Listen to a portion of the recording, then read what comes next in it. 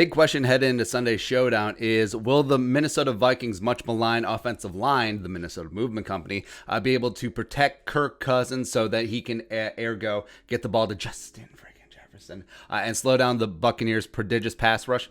Notably edge rushers JPP, yeah, you know me, as well as Shaq Barrett, the 2019 sack king.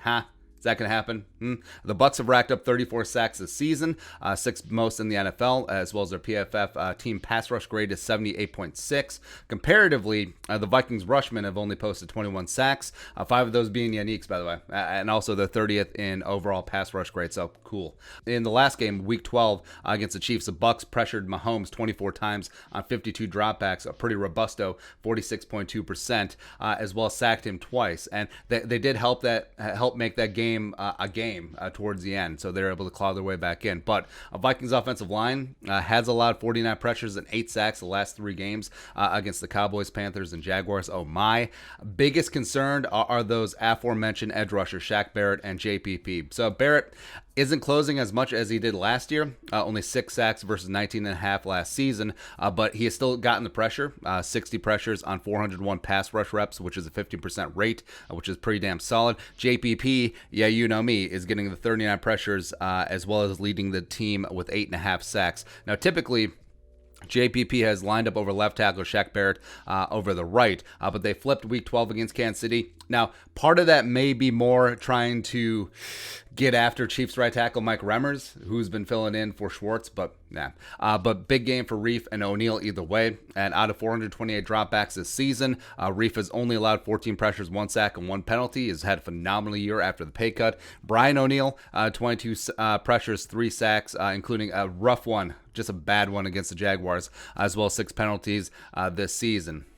So it's going to be a big-time matchup on the edges. Also, you throw in the interior. So Ndamukong Suh still doing the damn thing with 4 sacks. But also, William Golston, I think, could be key in this matchup since he spends most of his snaps, 67.4%.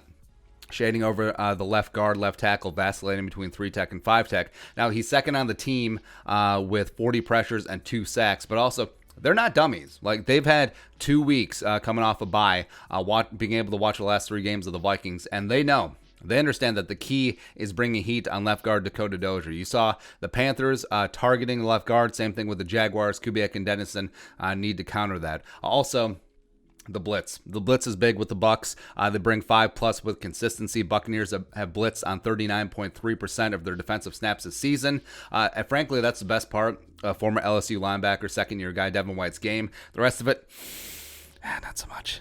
Also, they like to bring safety pressure, Whitehead, and as well as Winfield Jr., and also they occasionally bring middle linebacker, all-world Levante David as well. So how do the Vikings counter this? Now, you could say multiple tight ends, leave them in to chip JPP and Barrett. Vikings do run multiple tight ends, 43% of their offensive snaps, most in the NFL, but, so the Vikings might only have 1 tight end on Sunday. Great. Gronklin, awesome. And because Rudy is dinged up, Irv's dinged up, Brandon Dillon is on the practice squad, IR, and the new guy, Hill Henches, Irv Smith's teammate at Alabama, potentially might not clear COVID protocols to play on Sunday. So the Vikings, what are they going to do? They might have to get creative. You could see Rashad Hill in at tight end more. They've used him on 11 offensive snaps this season, mainly in short yardage and goal line. CJ Ham has lined up in line as a tight end, wing back, H-back, 30 snaps this year. They could bring up Jake Bargas from the practice squad.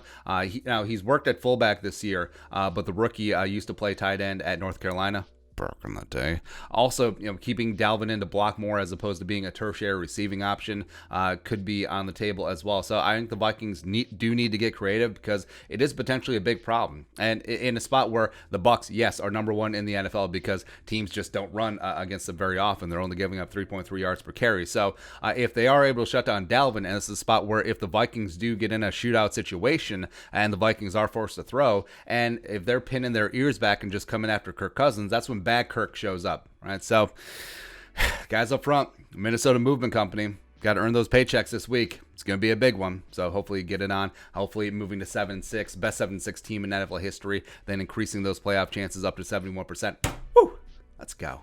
Big test. The bigger the dragon, the bigger the hero. Let's go. But your thoughts? Vikings trying to slow down that Bucs pass rush. Let us know in the comment section below. Subscribe for daily Vikings takes. Want to support that work? Pull some in the Venmo. But until next time, Skol, production value.